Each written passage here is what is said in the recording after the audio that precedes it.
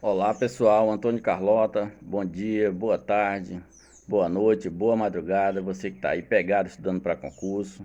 Hoje eu trouxe um tema bem bacana para nós abordarmos aqui, o artigo 168 do Código Penal, a apropriação indébita, especificamente a apropriação indébita de bens fungíveis e mais específica ainda, sobre a apropriação indébita de valor, de dinheiro. Me deparei com um caso concreto e tive dificuldade de fazer a correta aplicação da norma jurídica ao fato concreto. Fui buscar na doutrina, fui buscar na jurisprudência e não encontrei elemento satisfatório que me ajudasse nessa aplicação. A doutrina, a jurisprudência, até encontramos decisões que dizem ser possível a apropriação de bens fungíveis.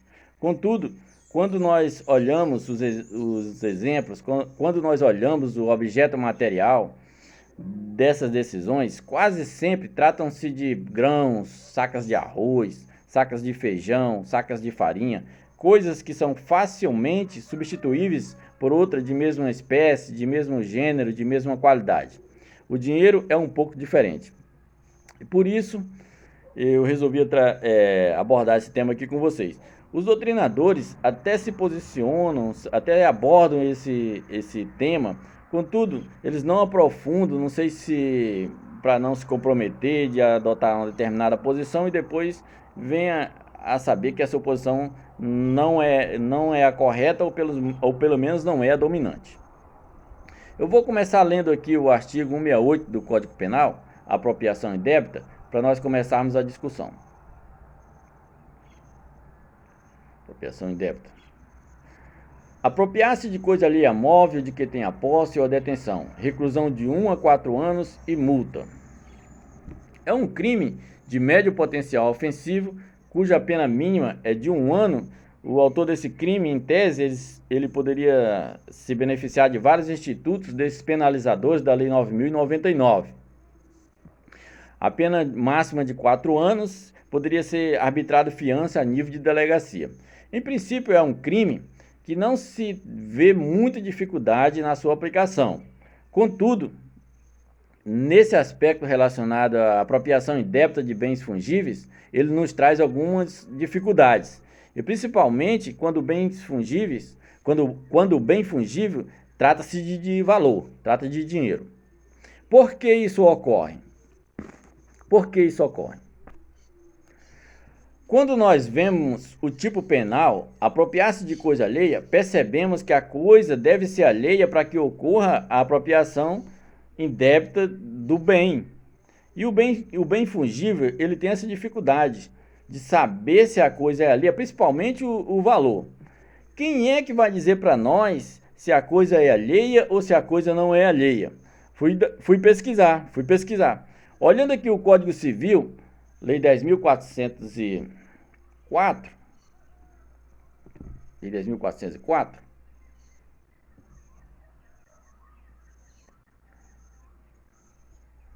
Lei 10.406, artigo 587. Trata do mútuo aqui. Vou ler aqui, artigo 586 começa. O mútuo é o empréstimo de coisa fungível. O mutuário é obrigado a restituir ao mutuante o que dele recebeu em coisa do mesmo gênero, qualidade e quantidade. Este empréstimo, prossegue o artigo 587, este empréstimo transfere o domínio da coisa emprestada ao mutuário, por cuja conta corre todos os riscos dela desde a tradição. Pelo que se entende aqui lendo o Código Civil, é que quando entregamos valor a uma determinada pessoa, transferimos o domínio, transferimos a propriedade.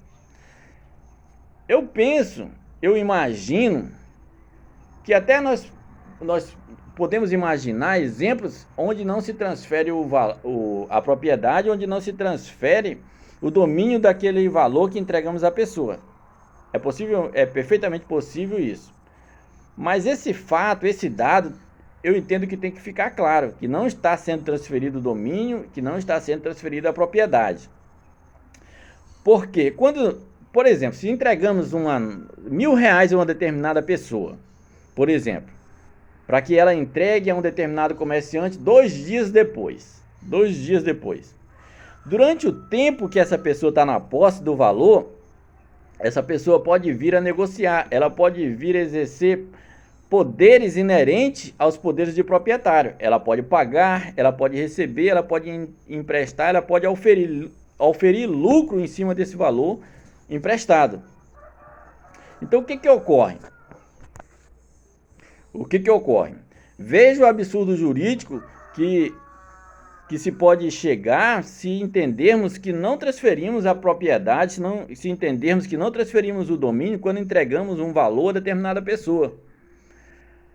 Porque durante o tempo que essa pessoa esteve na posse do dinheiro, ela exerceu poderes inerentes de proprietário. Se assim ela fez, ela pode muito bem ter consumido o crime do artigo 171, parágrafo 2º, inciso 1º, que é a disposição de coisa alheia como própria.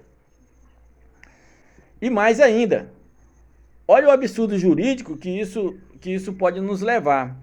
Sabemos que a consumação do crime de apropriação indébita é no momento da inversão do ânimos, quando a pessoa deixa de ter o ânimos de possuidor e passa a ter o ânimos de proprietário. Se entendermos que a coisa é alheia, por exemplo, se entendermos que a coisa é alheia, que o domínio ainda continua sendo meu,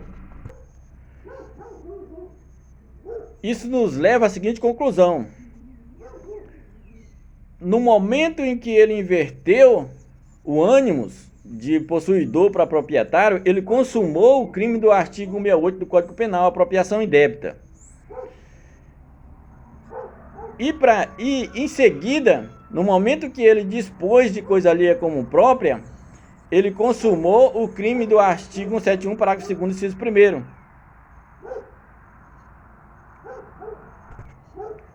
Disposição de coisa alheia como própria.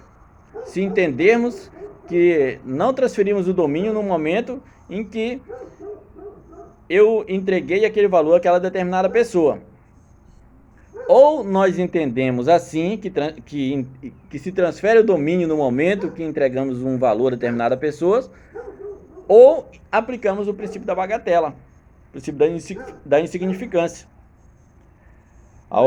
Nesses casos em que a pessoa, num lapso de tempo que ela tem a posse do dinheiro, que ela venha a exercer poderes inerentes da propriedade, mas que ela cumpriu o acordado, que era entregar o valor a determinada pessoa 2 dias depois, ou nós entendemos que transferimos o domínio, ou entendemos que deve ser, que em todos os casos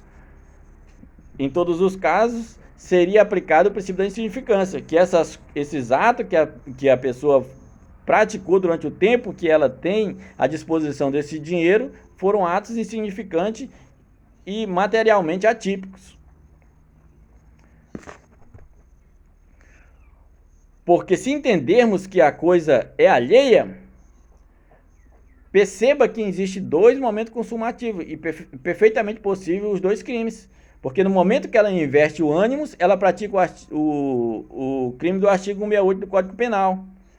E logo em seguida, quando ela dispõe de coisa alheia como própria, quando ela vende, quando ela recebe, quando ela negocia, ela pratica o crime do artigo 171, parágrafo 2º, inciso 1º. Disposição de coisa alheia como que se fosse própria. Agora, vamos dar o seguinte exemplo de um correspondente bancário, por exemplo. Um correspondente bancário. Aquele correspondente que recebe títulos de bancos, que recebe aquela conta de energia do cidadão que vai lá pagar. Vamos dar esse exemplo para ficar mais emblemático. Será que naquele momento que a pessoa paga um determinado boleto naquele correspondente bancário, ela transfere o domínio? Ou será que é apenas o correspondente bancário, no caso, ele teria a posse para entregar à instituição financeira que lhe autorizou a trabalhar como correspondente bancário?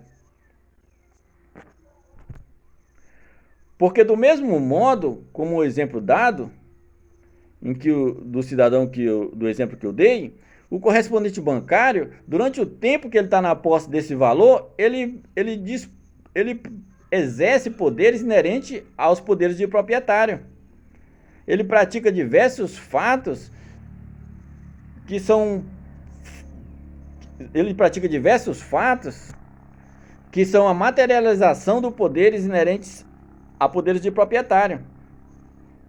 Como, por exemplo, ele pode pagar, ele pode receber, da mesma forma, ele pode emprestar, ele pode oferir renda em cima daquele valor. Se entendermos que o domínio desse valor é da instituição financeira, esse correspondente bancário estaria incorrendo num crime de disposição de coisa alheia como própria.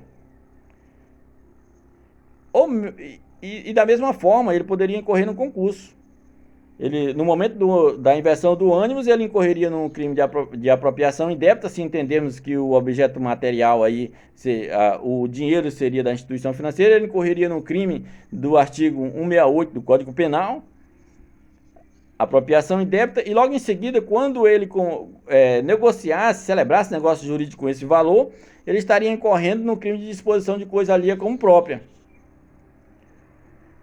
Mas olha a inconsistência que há no sistema jurídico e que há, muitas vezes, nos órgãos responsáveis pela persecução penal.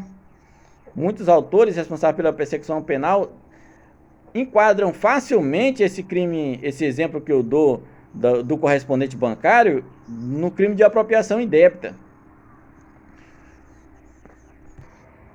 Contudo, veja a seguinte situação. Imagine um correspondente bancário que começa a acumular valores decorrentes do pagamento de títulos e no final da tarde, quando ele já está prestes a fazer a prestação de contas, adentra um cidadão portando uma arma e toma de assalto todo aquele valor. Vamos dar um exemplo de um correspondente bancário que é vinculado à Caixa Econômica Federal, por exemplo, que atraía a atribuição para a Polícia Federal e a competência para a Justiça Federal.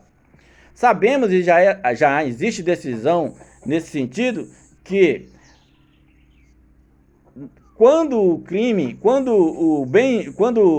prejuízo há de ser suportado pelo correspondente, que é uma franquia, quando o prejuízo suportado é da franquia, já há decisões dizendo que a atribuição não é da Polícia Federal, seria da Polícia Civil, e a competência seria da Justiça Estadual, porque quem suportaria o prejuízo seria a franquia.